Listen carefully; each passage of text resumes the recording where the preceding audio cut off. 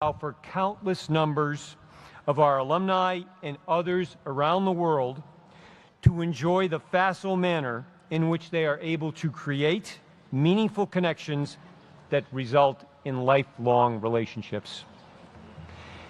Thank you, sir, for staying on the mission of making the world a more open place. In this time when elements of free societies and cultures are making concerted efforts to promote insularity. Thank you also for collaborating with your life partner and fellow alumna, the brilliant and talented Dr. Priscilla Chan.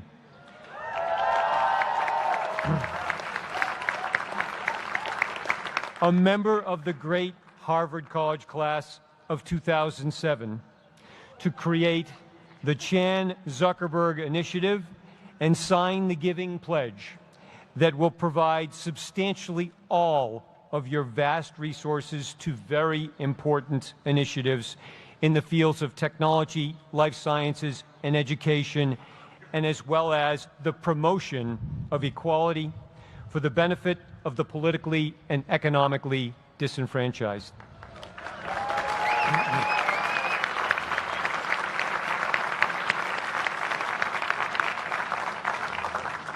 And I would be remiss on this special occasion if I did not say thank you for using your T-shirt wardrobe to demonstrate to the world that male sartorial elegance doesn't always present itself in a suit, tie, and cufflinks. Most importantly, thank you for being with us today on our special day. Ladies and gentlemen, it is my high honor to introduce Dr. Mark Zuckerberg.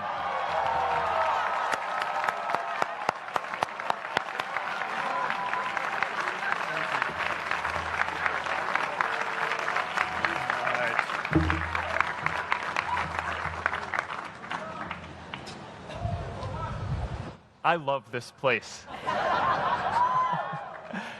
Thank you all for coming out in the rain, the pouring rain. We're going to make this worth it for you.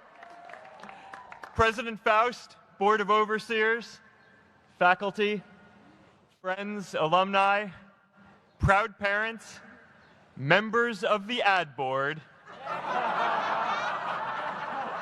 and graduates of the greatest university in the world.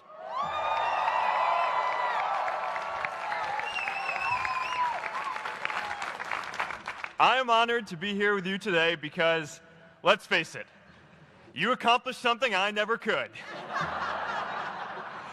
If I get through this speech today, it'll be the first time I actually finish something here at Harvard. Class of 2017, congratulations.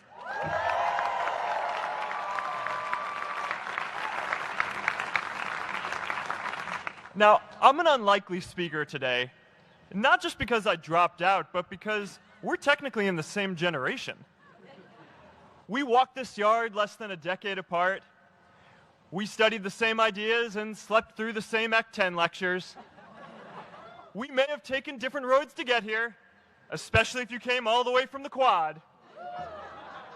But today, I want to share what I've learned about our generation and the world we're all building together.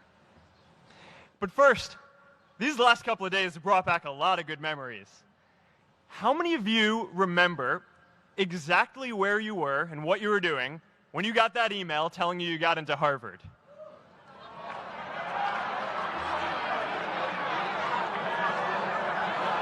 I was playing the video game Civilization, and I ran downstairs and got my dad, and for some reason, his first reaction was to video me opening the email.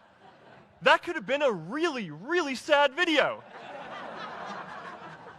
But I swear, getting into Harvard is the thing my parents are most proud of me for. My mom is nodding. You all know what I'm talking about. Look, guys, it's tough to beat this. You'll see when you get out there. How many of you remember your first lecture here at Harvard?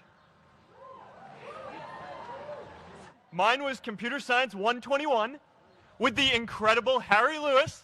Harry. I was running late for class, so I threw on a t-shirt, and I didn't realize until afterwards that I put it on inside out and backwards and my tag was sticking out the front. I couldn't figure out why no one in class would talk to me. Except for this one guy, KX Jin. He just went with it. We started doing our problem sets together, and now he runs a big part of Facebook. And that, class of 2017, is why you should be nice to people.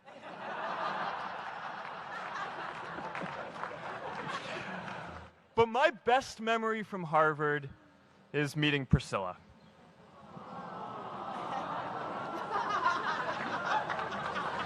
I had just launched this prank website, FaceMash, and the ad board wanted to see me. Everyone thought I was going to get kicked out. My parents drove up here to help me pack my stuff. My friends threw me a going-away party. Who does that? As luck would have it, Priscilla was at that party with her friends, and we met in line for the bathroom in the Foho Bell Tower, and in what must be one of the all-time most romantic lines, I turned to her and said, "I'm getting kicked out in 3 days, so we need to go on a date quickly." Actually, any of you graduating today can use that line. "I'm getting kicked out today. We need to go on a date fast." I didn't end up getting kicked out. I did that to myself. Priscilla and I started dating, and, you know, that movie made it seem like FaceMash was so important to starting Facebook. It wasn't. But without FaceMash, I never would have met Priscilla. And Priscilla's the most important person in my life. So you could still say it was the most important thing I built in my time here.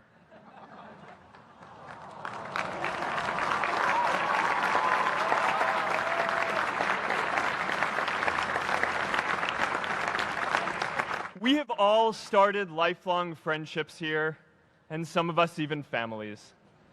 That's why I'm so grateful to this place. Thanks, Harvard.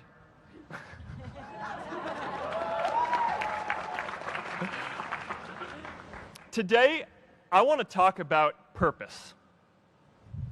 But I'm not here to give you the standard commencement about finding your purpose. We're millennials. We try to do that instinctively. Instead, I'm here to tell you that finding your purpose isn't enough. The challenge for our generation is to create a world where everyone has a sense of purpose. One of my favorite stories is when JFK went to go visit the NASA Space Center, and he saw a janitor holding a broom, and he asked him what he was doing, and the janitor replied, "Mr. President, I'm helping put a man on the moon." Purpose is that feeling that you are a part of something bigger than yourself, that you are needed, and that you have something better ahead to work for. Purpose is what creates true happiness. And you are graduating at a time when this is especially important. When our parents graduated, that sense of purpose reliably came from your job, your church, your community. But today, technology and automation are eliminating many jobs.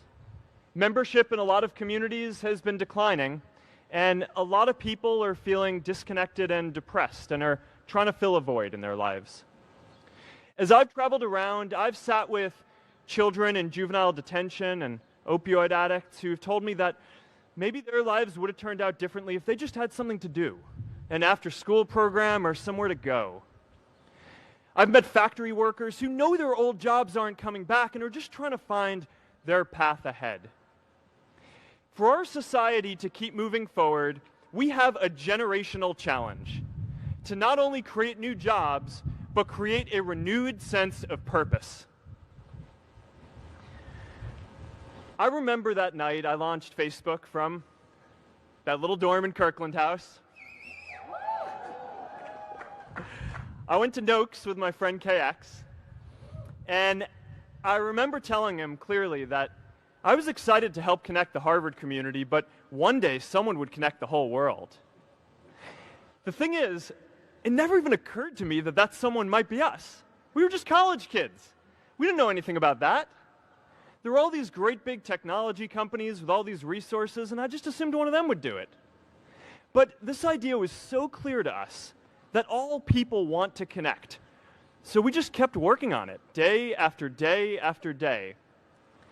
And I know that a lot of you are going to have your own stories just like this.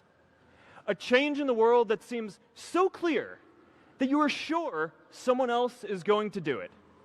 But they're not. You will. But it's not enough to have that purpose yourself. You also have to create a sense of purpose for others. And I found that out the hard way. You see, my hope was never to build a company.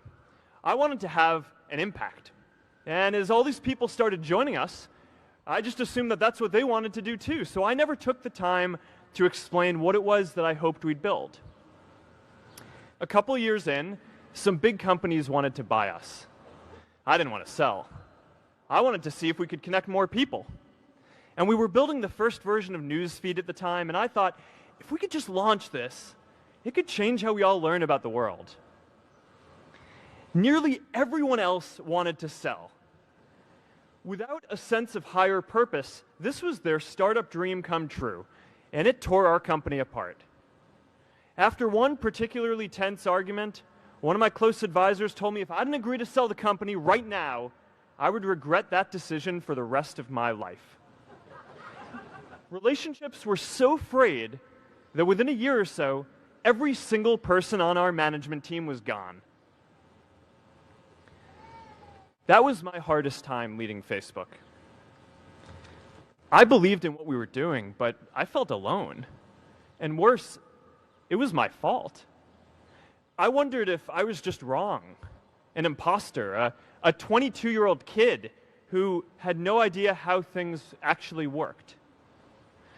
Now, years later, I understand that is how things work when there's no sense of higher purpose. So it's up to all of us to create it so we can all keep moving forward together.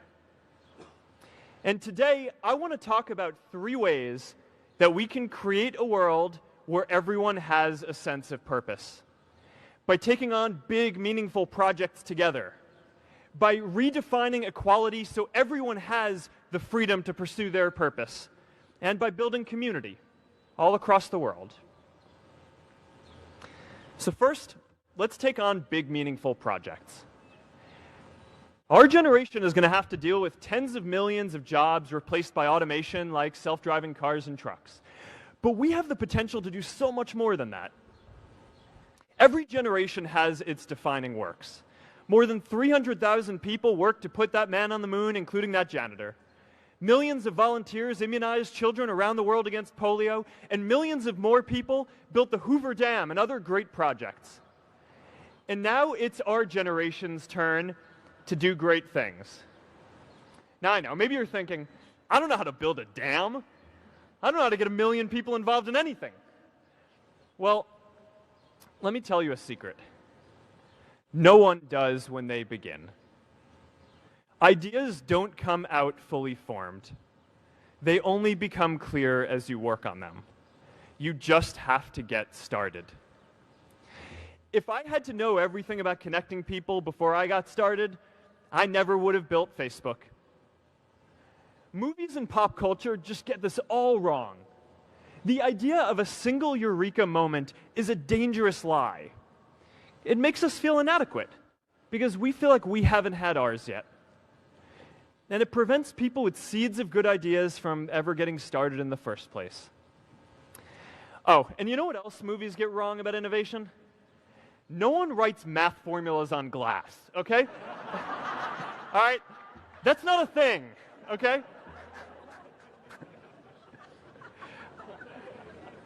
It's really good to be idealistic, but be prepared to be misunderstood. Anyone working on a big vision is going to get called crazy, even if you end up right. Anyone taking on a complex problem is going to get blamed for not fully understanding it, even though it's impossible to know everything up front.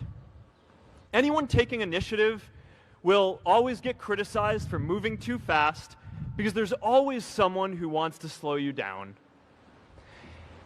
In our society, we often don't take on big things because we're so afraid of making mistakes that we ignore all the things wrong today if we do nothing. The reality is, anything we do today is going to have some issues in the future. But that can't stop us from getting started. So what are we waiting for? It is time for our generation-defining great works. How about stopping climate change before we destroy the planet and getting millions of people involved, manufacturing and installing solar panels? How about curing all diseases and getting people involved by asking volunteers to share their health data, track their health data, and share their genomes? You know, today, our society spends more than 50 times as much treating people who are sick as we invest in finding cures so people don't get sick in the first place. It makes no sense. We can fix this. How about modernizing democracy so everyone can vote online? And how about personalizing education so everyone can learn? These achievements are all within our reach. Let's do them all in a way that gives everyone in our society a role.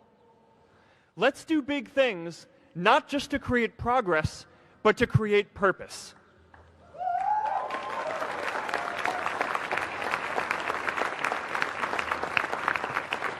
So taking on big, meaningful projects together is the first thing we can do to create a world where everyone has a sense of purpose. The second is redefining our idea of equality so everyone has the freedom to pursue their purpose. Now, many of our parents had stable jobs throughout their careers, but in our generation, we're all a little entrepreneurial, whether we're starting our own projects or finding our role in another one. And, you know, that's great, because our culture of entrepreneurship is how we create so much progress. An entrepreneurial culture thrives when it is easy to try lots of new ideas. Facebook wasn't the first thing I built. I also built chat systems and games, study tools and music players, and I'm not alone. J.K. Rowling got rejected 12 times before she finally wrote and published Harry Potter. Even Beyoncé had to make hundreds of songs to get Halo. The greatest successes come from having the freedom to fail. Now, today, we have a level of wealth inequality that hurts everyone. When you don't have the freedom to take your idea and turn it into a historic enterprise, we all lose. And right now, today, our society is way over-indexed on rewarding people when they're successful, and we don't do nearly enough to make sure that everyone can take lots of different shots. Now, let's face it. There is something wrong with our system when I can leave here and make billions of dollars in 10 years while millions of students can't even afford to pay off their loans, let alone start a business.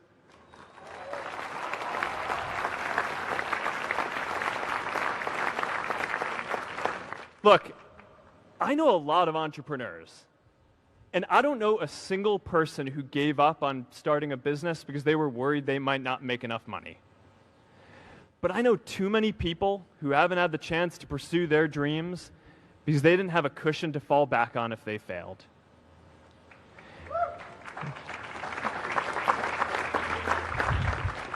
We all know you don't get successful just by having a good idea or working hard. You get successful by being lucky too. If I had to support my family growing up instead of having the time to learn how to code, if I didn't know that I was going to be fine if Facebook didn't work out, then I wouldn't be standing up here today. And if we're honest, we all know how much luck we've had to get to this point in our lives. Every generation expands its definition of equality. Previous generations fought for the vote and civil rights. They had the New Deal and Great Society. And now it's time for our generation to define a new social contract.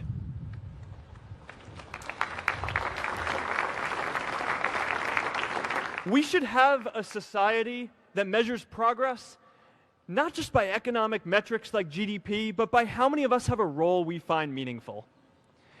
We should explore ideas like universal basic income to make sure that everyone has a cushion to try new ideas. We're all going to change jobs and roles many times, so we need affordable childcare to get to work and healthcare that's not tied to just one employer. And we're all going to make mistakes. So we need a society that's less focused on locking us up and stigmatizing us when we do. And as our technology keeps on evolving, we need a society that is more focused on providing continuous education through our lives.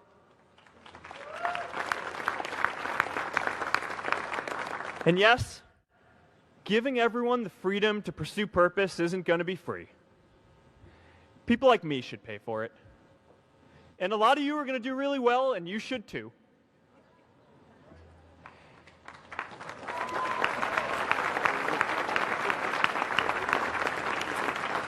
That is why Priscilla and I started the Chan Zuckerberg Initiative and committed our wealth to promoting equal opportunity.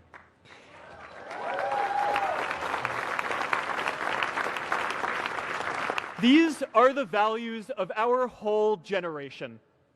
It was never a question of if we were going to do this. The only question was when. Millennials are already one of the most charitable generations in history. In just 1 year, more than 3 in 4 US millennials donated to charity, and more than 7 in 10 raised money for another one. But it's not just about giving money. You can also give time. And I promise you, if you just take an hour or two a week, that's all it takes to give someone a hand and help them reach their potential. Now, maybe you're thinking, that's a lot of time. I'm not sure if I have that much time. I used to think that. You know, when Priscilla graduated from Harvard, she became a teacher. And before she'd do education work with me, she told me that I needed to get my own experience teaching a class. At first, I complained. I said, you know, I'm kind of busy. I'm running this company. But she insisted. So I taught an after-school program at the local Boys and Girls Club on entrepreneurship. I taught those kids lessons on product development and marketing, and they taught me what it was like growing up feeling targeted for your race, and what it's like having a family member in prison.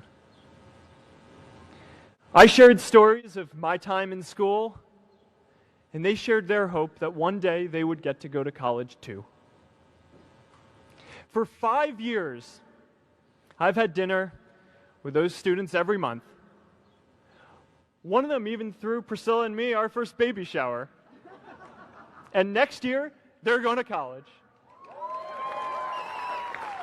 Every one of them, first generation in their families. We can all make time to give someone a hand.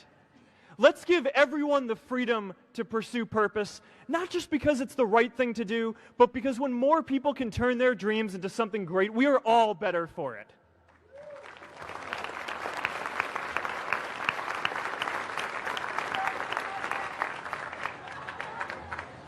Purpose doesn't only come from work.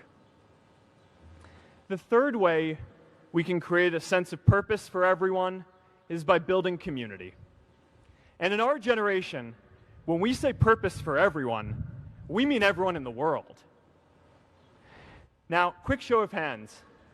How many of you here are from another country? All right, now keep your hands up. How many of you are friends with one of these folks? Now we're talking. See, we have grown up connected.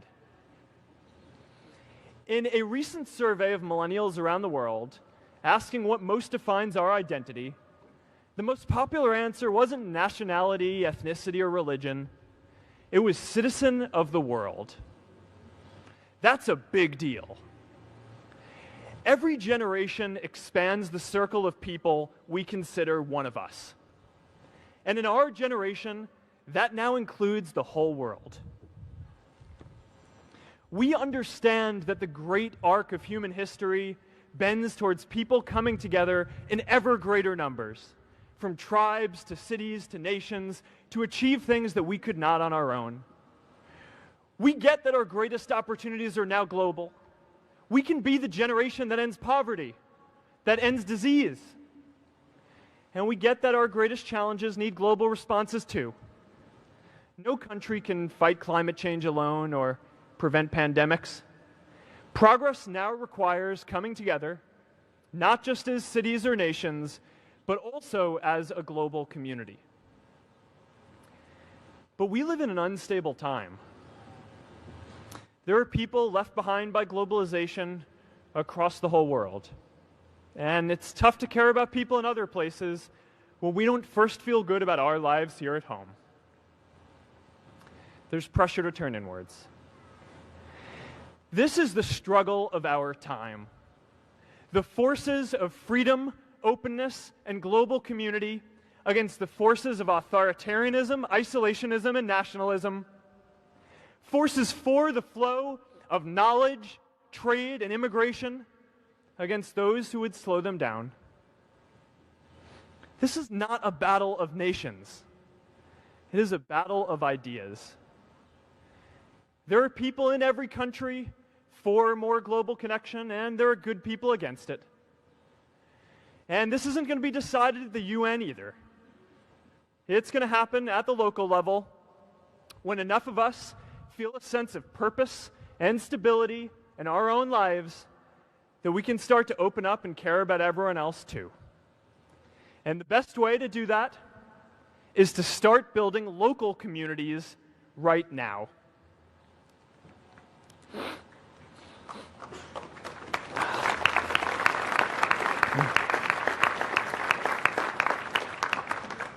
We all get a lot of meaning from our communities. Who here's from Elliott House? How about Lowell? I know you guys found community because you literally live right on top of each other. And Mather? I'll just leave that there. Whether our communities are houses or sports teams, churches or a cappella groups, they give us that sense that we are a part of something bigger, that we are not alone. They give us the strength to expand our horizons. And that's why it's so striking that over the past few decades, membership in all kinds of communities has declined by as much as 1/4. That's a lot of people who now need to find a sense of purpose somewhere else. But I know that we can rebuild these communities and start new ones because many of you already are. I met Agnes Segoye, who's graduating today. Agnes, where are you?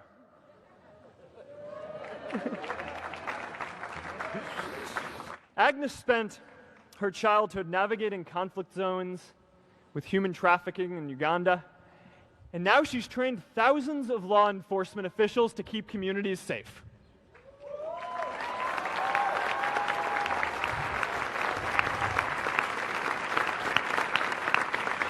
I met Kayla Oakley and Neha Jain, who are graduating today too. Stand up, guys.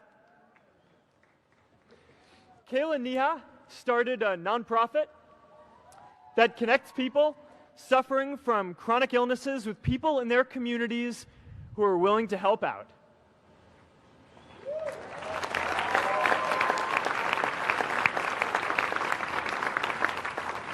And I met David Razu Aznar, who's graduating from the Kennedy School today. David, stand up. David is a former city councilor who fought to make Mexico City the first Latin American city to pass marriage equality, even before San Francisco.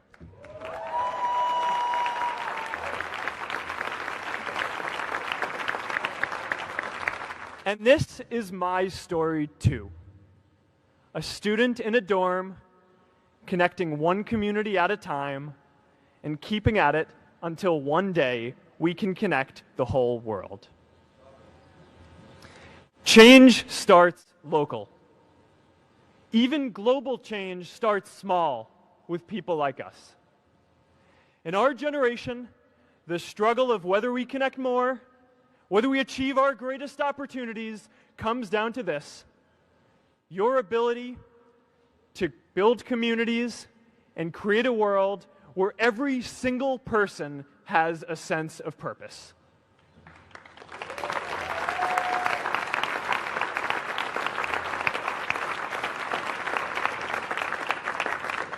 Class of 2017, you are graduating into a world that needs purpose.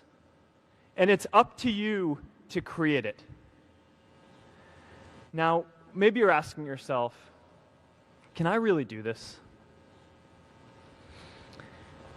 Well, remember when I told you about that class I taught at the Boys and Girls Club? One day after class, I was talking to my students about going to college, and one of my top students raised his hand and said that he wasn't sure he could go to college because he's undocumented. He wasn't sure if they'd take him. Last year, I took him out to breakfast for his birthday, and I wanted to get him a gift, so I asked him what he wanted, and he just started talking about struggles that he saw other students in his class facing, and finally said, I'd really just like a book on social justice. I was blown away. Here is a young guy who has every reason to be cynical.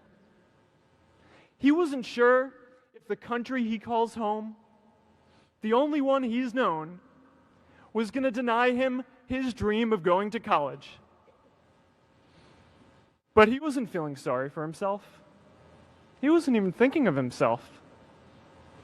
He has a greater sense of purpose, and he's going to bring people along with him. It says something about our situation today that I can't even say his name because I don't want to put him at risk. But if a high school senior who doesn't know what the future holds for him can do his part to move the world forward, then we owe it to the world to do our part too.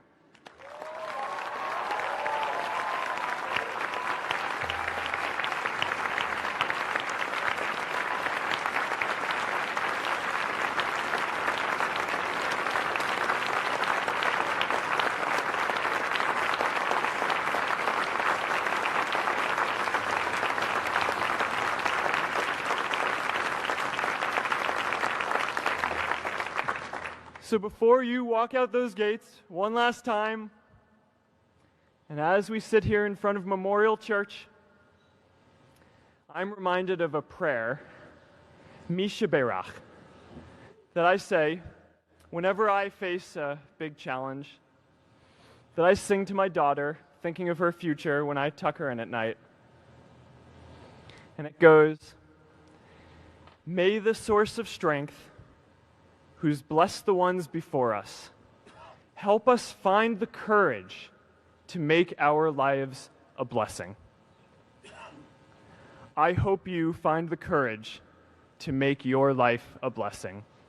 Congratulations, class of 2017. Good luck out there.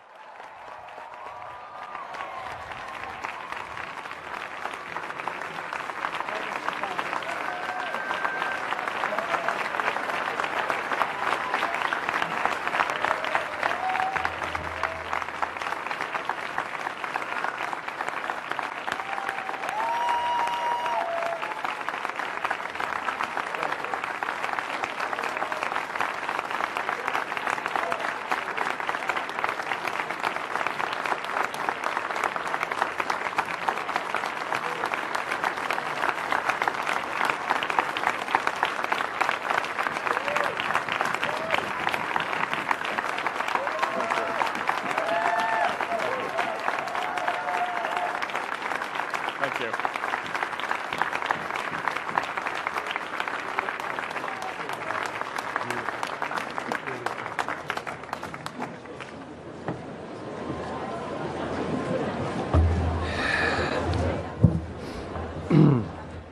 Thank you so very much, Mark.